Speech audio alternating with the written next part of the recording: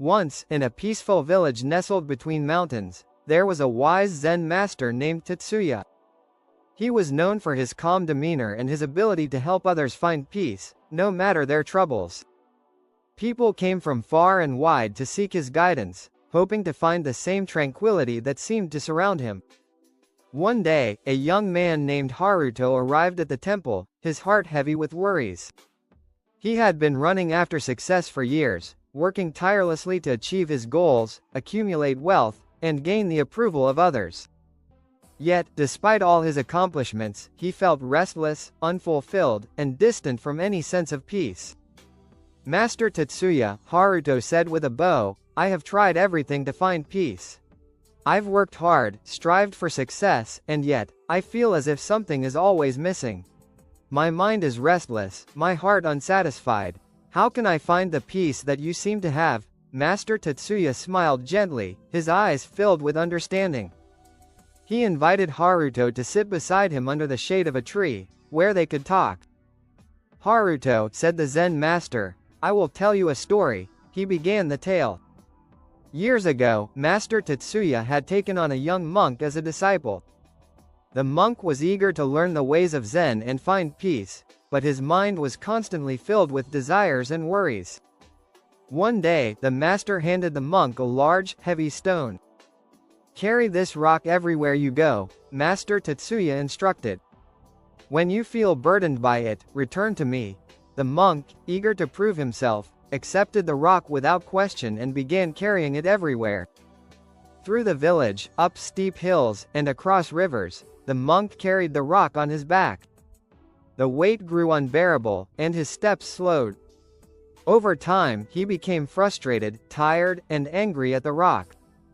"Why must I carry this stone? It's too heavy, it's wearing me down," the monk thought.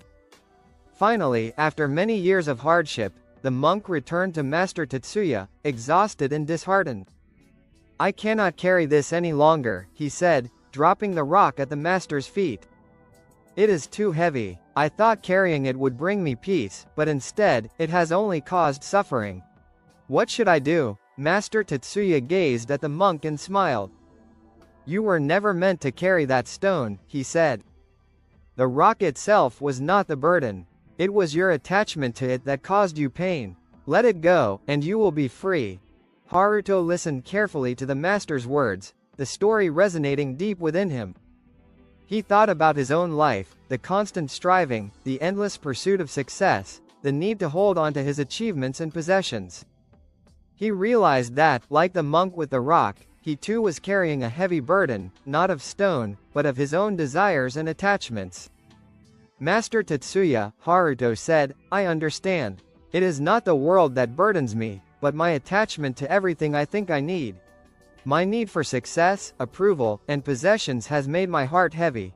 The Zen master nodded, his expression peaceful.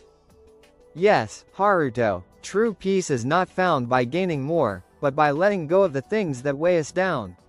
Attachment to desires, to the need for control, and to outcomes that are beyond our control only causes suffering. When you learn to let go, you will find freedom and peace." Haruto spent the next few days in the temple, meditating and reflecting on the master's words. Slowly, he began to release his attachment to the things he thought defined him, his job, his possessions, his status. He started to understand that peace didn't come from external achievements, but from an inner release. By the time he left the temple, Haruto felt lighter, as if a weight had been lifted from his shoulders. The world still demanded much from him, but he no longer felt burdened by it. He had learned that true peace was not in achieving more, but in letting go of the need to hold on to everything. True peace comes not from accumulating more or achieving endless goals, but from releasing our attachments to the things that weigh us down. By letting go, we open ourselves to a life of freedom, contentment,